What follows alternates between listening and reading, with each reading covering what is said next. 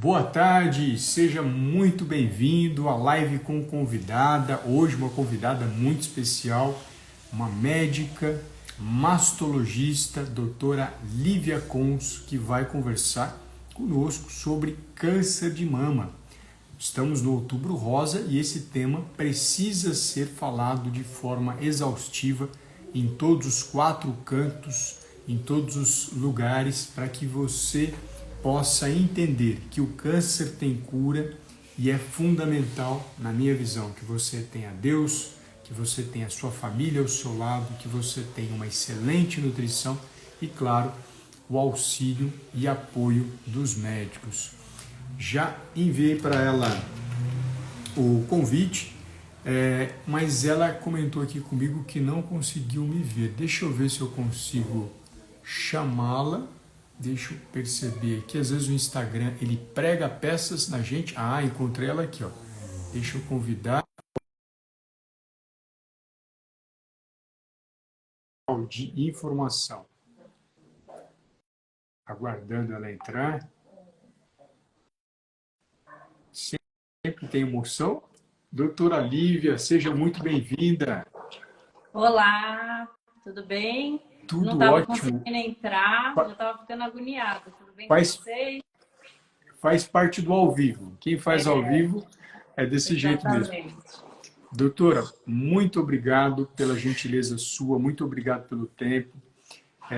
Eu vou ficar com a doutora Lívia aqui por alguns minutos, às 17h40. Eu preciso encerrar essa apresentação por conta das obrigações dela, mas já agradeço de antemão a gentileza da senhora ceder o seu tempo, ceder informações extremamente valiosas para mulheres que hoje têm medo de falar do câncer de mama. E nada melhor do que a senhora para que a gente possa jogar luz, jogar ciência e mostrar que tem cura, que tem tratamento e tem muito que ser feito. É isso, doutor? É sempre um prazer estar aqui. Agradeço o convite, é sempre uma oportunidade de estar aqui no seu Instagram, que fala de tantas coisas que eu acredito também. Espero que seja bastante proveitoso, como foram das outras vezes também. E eu até comentei, né, que a senhora foi a primeira médica que a gente convidou aqui para participar. O perfil está crescendo cada vez mais e sinta-se sempre à vontade para trazer informação, para compartilhar. É uma honra para mim, é um privilégio, viu, doutora Lívia? Para mim também, porque é uma página, como você falou, está crescendo e que tem bastante coisas que eu acredito. É uma honra estar aqui. Que legal. Doutora Lívia, as pessoas não conhecem a senhora. Eu vou pedir a gentileza da senhora se apresentar. Nada melhor do que a senhora para falar do seu currículo. Apresente-se para a audiência, por favor. Tá certo. Então, eu sou a Lívia, médica mastologista. A minha formação foi toda na Unicamp, então eu fiz faculdade, residência. Minha primeira residência foi de ginecologia e obstetrícia, e depois eu fui para São Paulo para fazer a parte que é como se fosse uma subespecialização, mas é uma segunda residência de mastologia. A mastologia é a parte da medicina que estuda as doenças da mama. Então, sejam doenças benignas, seja câncer de mama. Então, acho que o objetivo da gente estar conversando um pouco aqui hoje é porque em outubro a gente comemora o Outubro Rosa, que é uma iniciativa muito importante de conscientização das mulheres sobre o cuidado com as suas mamas, uma ênfase na questão da prevenção. Que legal, doutora. Obrigado por essa oportunidade. E quando a gente fala de câncer de mama, existe ainda muito medo pelo câncer. Eu lembro que antigamente os mais idosos falavam, ele está com aquela doença, porque existia tanta falta de informação sobre o tratamento que muitas vezes eu acredito que a pessoa falava, ixi, é melhor eu nem falar o nome, porque se eu falar, vai que aparece o câncer na minha língua, né? Fazendo uma alusão e fazendo uma brincadeira. Mas diga para a gente assim, o que é o câncer de mama? Isso que você falou é muito real. Eu tenho algumas pacientes que falam a doença ruim, até com certo medo a falar a palavra. E eu costumo dizer no consultório justamente o contrário, que a gente tem que falar para a gente desmistificar. Então, o que é o câncer? O câncer é um conjunto de doenças que são caracterizadas por uma coisa em comum, que é a proliferação, o crescimento de células do nosso organismo de modo anormal. Então, uma das células adquire uma alteração genética, então lá no DNA dela, ela adquire essa alteração. Essa alteração pode ser adquirida de várias formas, depois a gente conversa um pouco sobre isso, mas de forma mais simples, é uma célula que começa a se multiplicar, se dividir de modo diferente das outras células daquela estrutura, daquele órgão. E isso faz com que ela se prolifere, cresça e forme um tumor. Isso pode acontecer em qualquer órgão.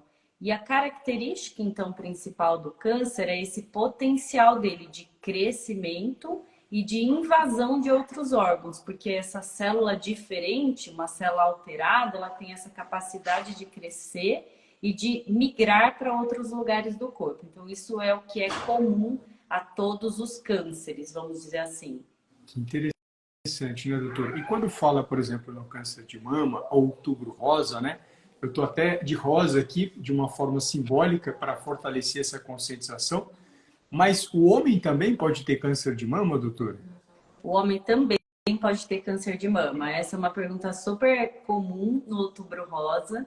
Então, o câncer de mama pode afetar qualquer pessoa que tenha mamas. Homens têm mamas, é que o tecido mamário, a mama do homem, ela é bem mais reduzida em relação à mama feminina.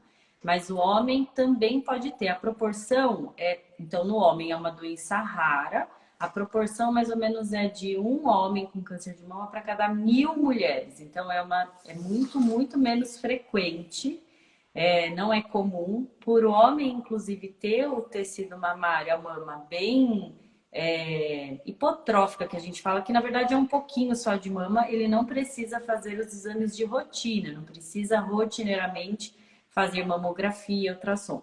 Mas é muito importante que o homem saiba que pode sim ter câncer da mama, no sentido de conhecer o próprio corpo e perceber se sentir algum caroço, uma alteração no mamilo, na cor da pele que recobre a mama. Essa alteração do aspecto normal da mama masculina é um sinal de alerta que tem que fazer o homem procurar um mastologista sim. Que legal. E doutora, quando a senhora fala de alterações da mama, como uma mulher deve fazer essa observação da mama dela? O que é um sinal de alerta? O que deve chamar a atenção dela em relação à mama dela?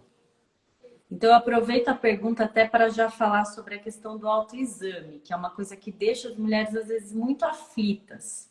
Eu costumo dizer assim, esqueça essa questão de ter que fazer o exame de uma forma específica, em dado momento específico do ciclo menstrual, porque isso, de certa forma, aprisiona a mulher. Fica uma sensação de que se ela não sabe fazer o autoexame, é melhor não fazer. Não, esqueça essa história. O que é importante é a mulher que conhece o próprio corpo. Então, que sabe, olhando no espelho, o formato habitual da mama, o formato habitual do mamilo, a cor da pele que recobre a mama, o mamilo, o jeitinho que ele é, para que a mulher perceba alguns sinais de alerta. Que sinais de alerta?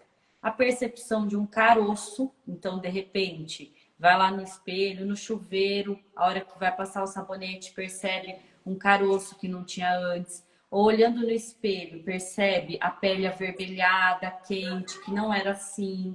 Percebe o mamilo, que sempre foi igual ao outro, do outro lado, como se ele tivesse um pouquinho mais retraído, mais para dentro. Alteração no sentido de perceber, por exemplo, a pele mais grossa, a gente costuma dizer uma pele em casca de laranja. Todos esses sinais que são diferentes do que é a mama habitual, tem que fazer a mulher procurar um mastologista, porque são alterações do que é o normal dela. Dor na mama não é normal, mas é comum. Em alguns períodos do ciclo menstrual, pode acontecer da mulher ter dor na mama, sem nenhum desses outros sinais que eu falei, caroço, alteração da cor, saída de sangue pelo mamilo. Se nada disso estiver acompanhando, a dor em si não é fator de alerta, pensando numa possibilidade de doença da mama. E no caso desses sinais que a senhora brilhantemente apresentou, é claro, assim, a gente entende que o mastologista é o melhor profissional para entender essas alterações. Mas se a gente prestar atenção no Brasil, e eu desejo que essa live circule o Brasil inteiro, né? Os 5.570 municípios, muitas vezes não tem naquela cidade ou naquele município, naquele posto de saúde, um mastologista. Para quem que ela deve direcionar esse problema, doutor? Para o ginecologista. E se não houver um ginecologista, para o clínico geral.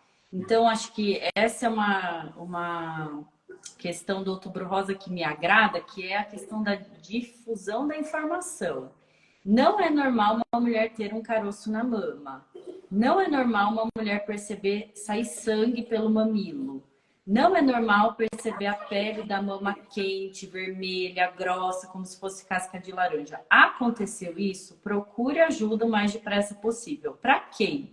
Para o médico que tiver acessível para aquela mulher, o clínico do posto, mas se puder, para o ginecologista do posto um pouco melhor, e se puder, para o mastologista, melhor ainda. E, doutora, é muito comum ainda a questão do medo do tratamento, né? Porque quando existe a suspeita, e eu tive câncer, né? A senhora sabe disso, eu sempre falo nas redes sociais, eu falei assim, nossa, pronto, morri, né? Há 20 anos atrás, ainda mais naquela época, né? Que a medicina não tinha avançado tanto, a hora que eu falei, tive câncer, morri. E eu acho que essa minha história muitas vezes pode motivar alguém a procurar um médico. Mas o que a senhora falaria para uma mulher? Como é que a senhora tranquilizaria ela de que não é porque no exame de imagem apareceu algum BIRAD, que a doutora Érica já brilhantemente apresentou para a gente, os BIRADs, ou apresentou um caroço, que a vida dela está terminada? O que a senhora falaria para uma mulher que pela primeira vez está assistindo a gente aqui, percebeu uma alteração na mama exatamente como a senhora descreveu? Como é que a senhora tranquilizaria ela em relação a essa situação? Câncer de mama tem cura. E quanto mais cedo for detectado, maior é essa chance de cura. Então, 95% é um número muito alto. Ó, 95% dos casos de câncer de mama em estágios iniciais são curáveis. O que são estágios iniciais? Tumores até 2 centímetros, que não tem nenhum gânglio, nenhuma íngua na axila, que já tem as células do tumor. Então, 95% é bastante alto. Todos os estágios iniciais do câncer de mama têm uma outra questão, que são tratamentos mais tranquilos. Então, detectar o câncer num estágio inicial é tão bom porque vai ter maior chance de cura, quanto porque o tratamento em si, muito provavelmente, vai ser menor, mais curto, menos chato, no sentido de poder fazer menos medicações. Então, tudo que for detectado no início é mais facilmente tratável. E eu costumo assim, eu sei que o câncer ainda tem muito estigma. Acho que a maior parte das pessoas, quando ouvem falar em câncer, pensam em morte. E a gente precisa falar sobre isso, justamente para tirar esse peso, esse estigma. Mas potencialmente câncer de mama é uma doença curável. Então tem N formas de tratamento e para a maior parte das mulheres, apenas algumas exceções, vai ficar tudo bem, só precisa realmente encarar e tratar. Legal. Doutora, quando fala-se, por exemplo, do tratamento do câncer de mama, quais são hoje os principais tratamentos para um câncer de mama? Uma mulher chegou até você, qual que é o procedimento? Descobriu que aquele caroço, fez a biópsia, descobriu que é câncer.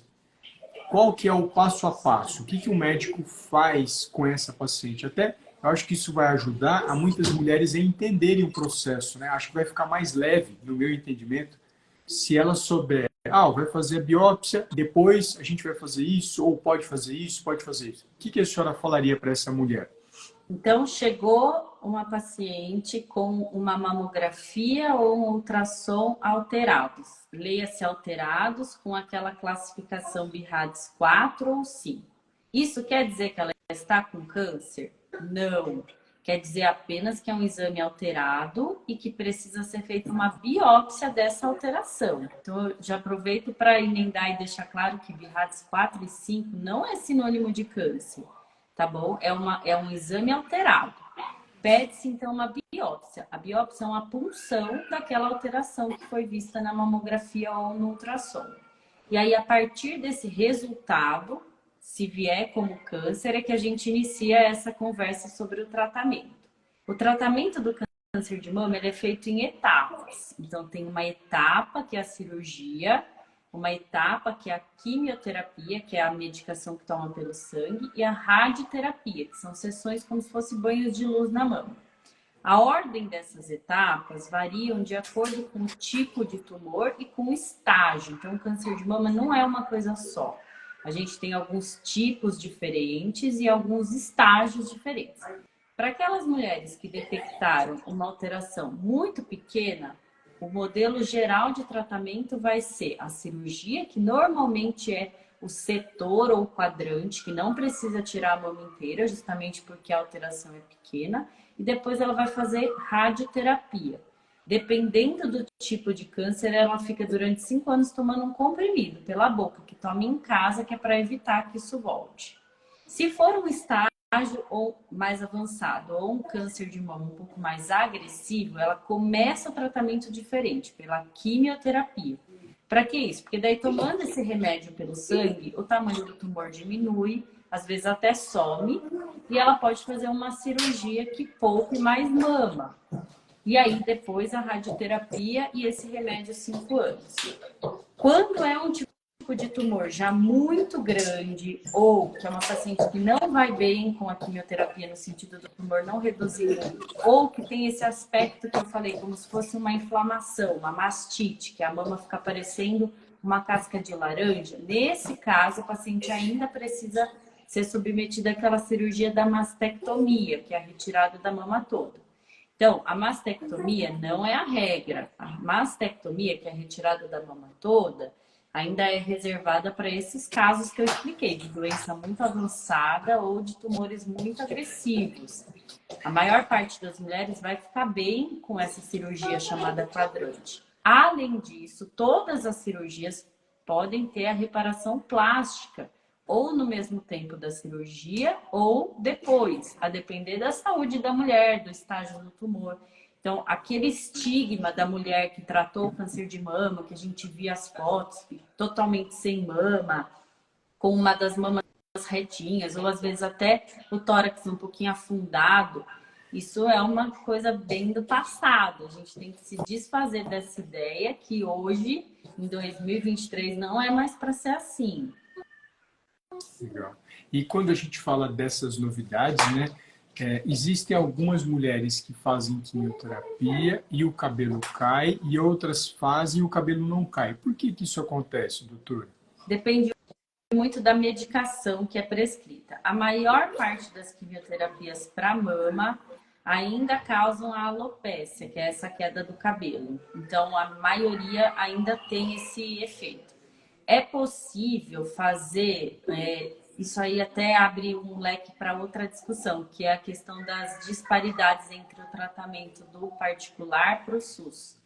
Acontece que a gente tem em diversos serviços particulares uma touca que refrigera bastante a cabeça. E essa touca que faz a cabeça ficar bem gelada diminui a chance do cabelo cair e praticamente não cai.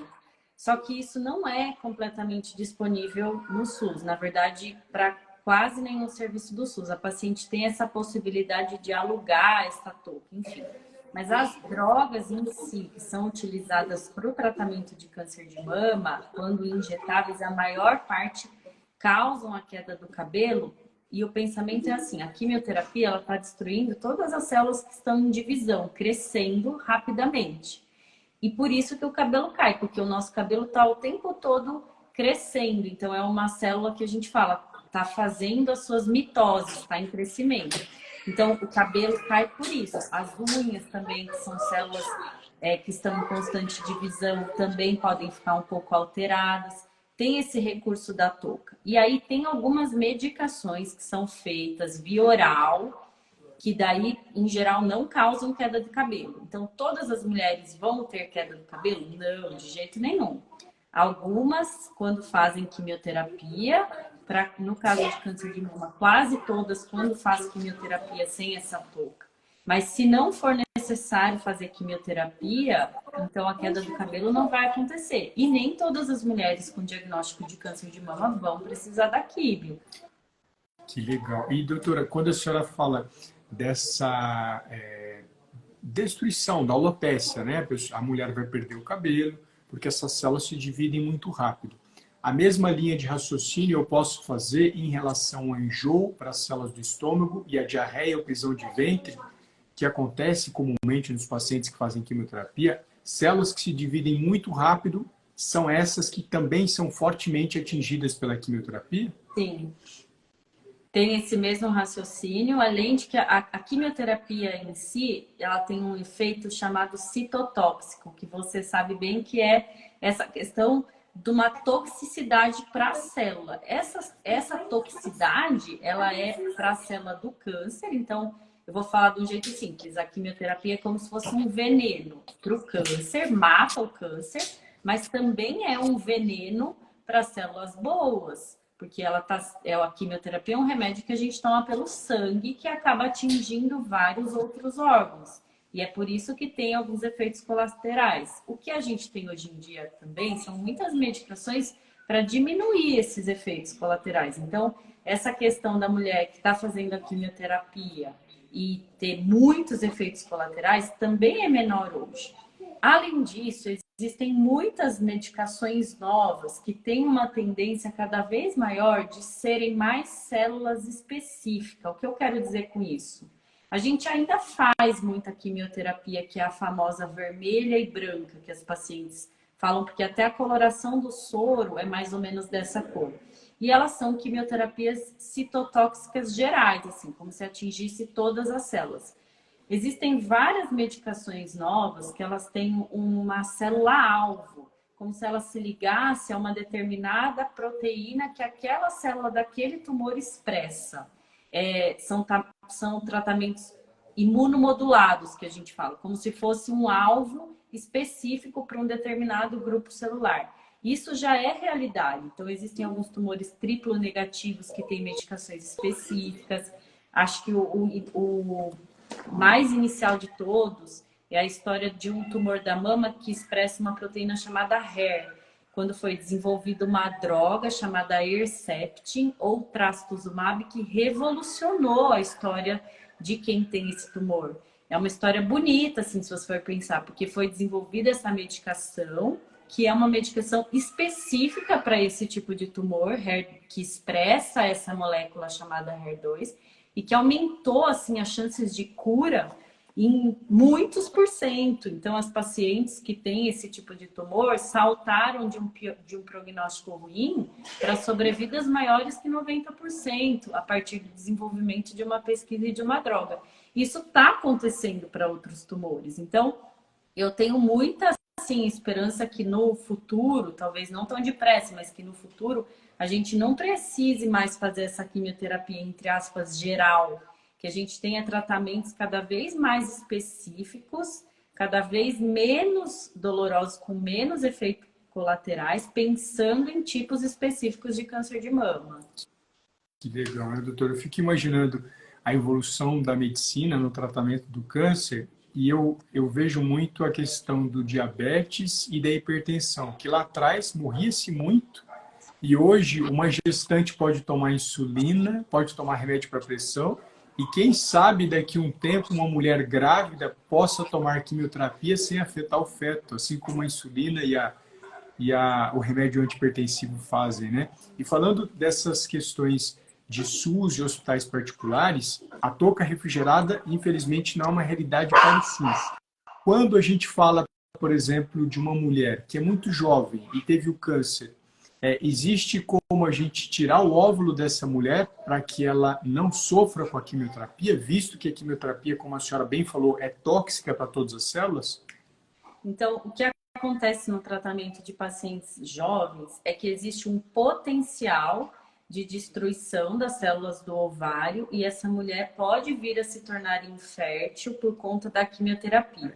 Isso não vai acontecer com todas as mulheres e tende a acontecer naquelas mulheres que estão perto do que seria uma menopausa fisiológica. Então, as mulheres muito jovens, em geral, têm uma reserva ovariana boa o suficiente para não acontecer. Mas aquelas mulheres que estão com seus 35 anos, que ainda é uma idade muito jovem para se ter câncer de mama, mas que não tão jovem assim em relação aos ovários, podem se tornar inférteis. Então, o ideal seria que todas as mulheres que não têm filhos e que desejam tê-los um dia e que vão precisar fazer um tratamento para câncer de mama, tivessem essa possibilidade de ter uma consulta com o ginecologista que trata de infertilidade, fazer um estímulo, que a gente chama ovariano, para produzir óvulos, congelá-los, para que depois de 2 a 3 anos do tratamento, ela possa ter a opção. Isso é muito difícil pelo SUS. Existem alguns serviços que fazem esse tipo de tratamento, principalmente em São Paulo, principalmente relacionado a serviços universitários, que tem essa possibilidade.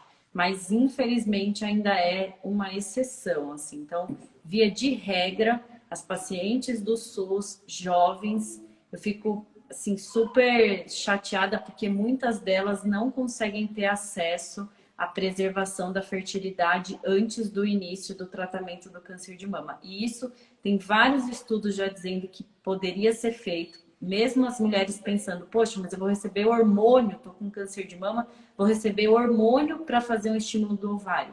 Sim, mas isso é rápido, transitório e seguro.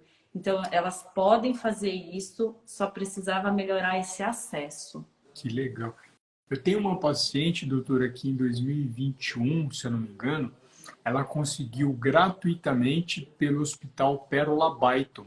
Eu não sei como é que ele está hoje, né? Mas fica a informação para ligar para esse hospital ou para conversar, claro, com o seu mastologista e ginecologista, que eles vão ter a direção imediata do local mais próximo para que isso possa acontecer, seja público ou particular, mas para que essa mulher tenha a possibilidade de ter o sonho dela de ter um filho, né? Porque o câncer foi um acidente, o filho é um desejo, é um sonho, né? Então, que bom que a senhora, como médica, trouxe isso para ela entender que muitas vezes o hormônio que ela vai receber para ovular não é risco para ela e não é problema para ela.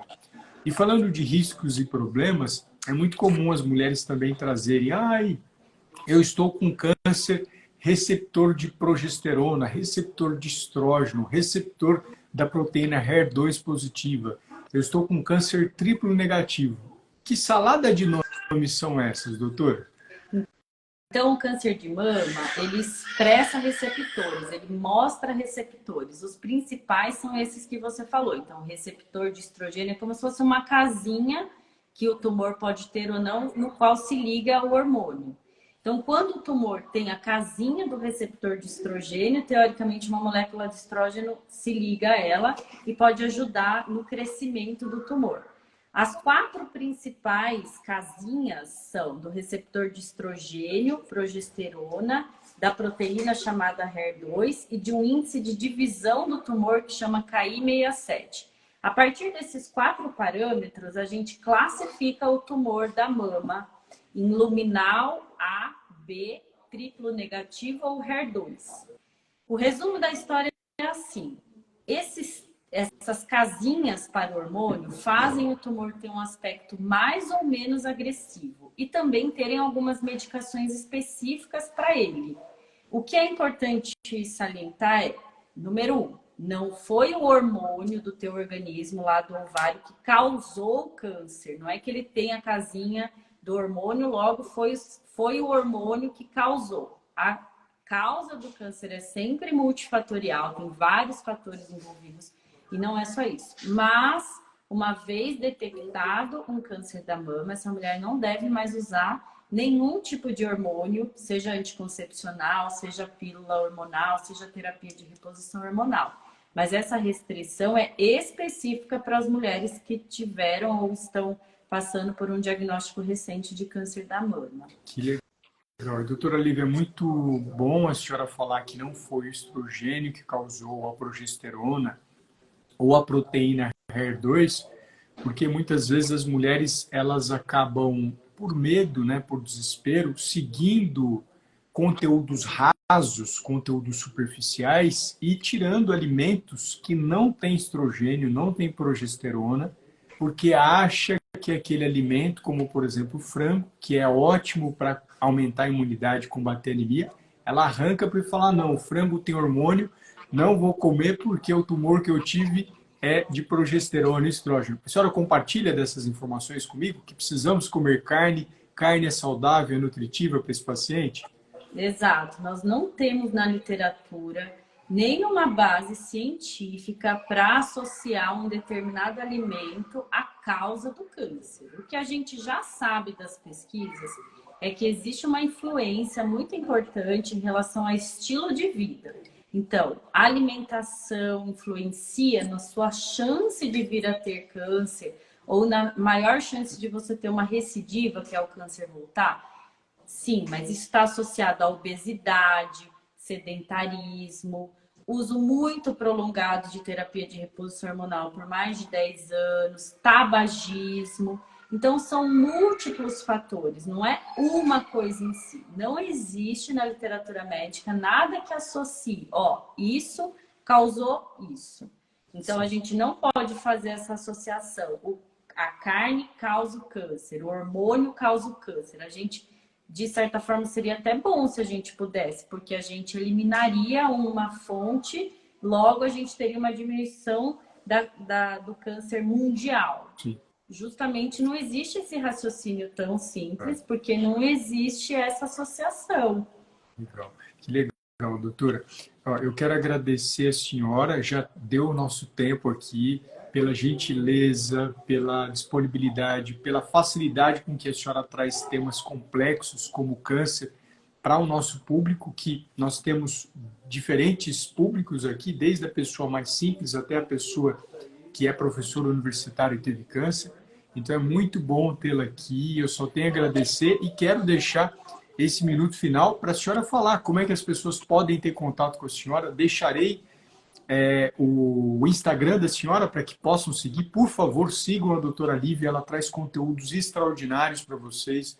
Eu sempre tenho o privilégio, sou grato por isso, de trazer os melhores profissionais da oncologia para estar aqui conosco. Então, o espaço é seu, doutora. Muito obrigado já. Imagina, eu que agradeço. É sempre um prazer estar aqui conversando sobre um tema que me é tão precioso, porque tem a ver com o cuidado da saúde, principalmente com o cuidado da saúde feminina, e que é sempre um prazer. Que não seja só em outubro que a gente fale sobre isso, que a gente fale sobre isso o ano todo. Eu tenho, então, no Instagram um perfil profissional que vocês podem me enviar perguntas. Eu peço de antemão desculpas pelo tempo ter que ser um pouquinho mais curto, mas podem acessar, podem me fazer perguntas se surgirem dúvidas. Eu vou ser disponível para responder, tá certo? E o que eu quero, assim, como mensagem final dizer a gente tem muitos cânceres que não apresentam um exame que a gente possa fazer para detectar esse câncer precocemente.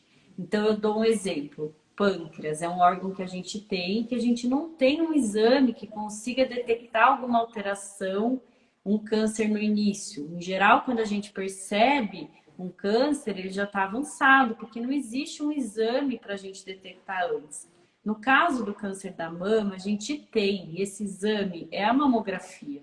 Então, mulheres, a partir dos 40 anos, façam os seus exames de mamografia anualmente. A mamografia consegue detectar as alterações quando elas ainda nem são sentidas, nem pelo médico, nem pela mulher. Então, são alterações muito prematuras, muito precoces e, com isso, potencialmente tratáveis. Mamografia não causa câncer. Eu vi algumas coisas na internet, eu precisava dar essa mensagem final. É um exame relativamente barato, acessível. Então, façam os seus exames, aproveitem essa possibilidade que existe de um exame que detecta uma alteração cedo. Procure seu ginecologista, para que você seja sempre e mais rapidamente cuidada, tá certo? Tá bom. Doutora Lívia, muito obrigado mais uma vez pelo carinho, pelos alertas, pelas informações. Que Deus te abençoe, toda a sua família.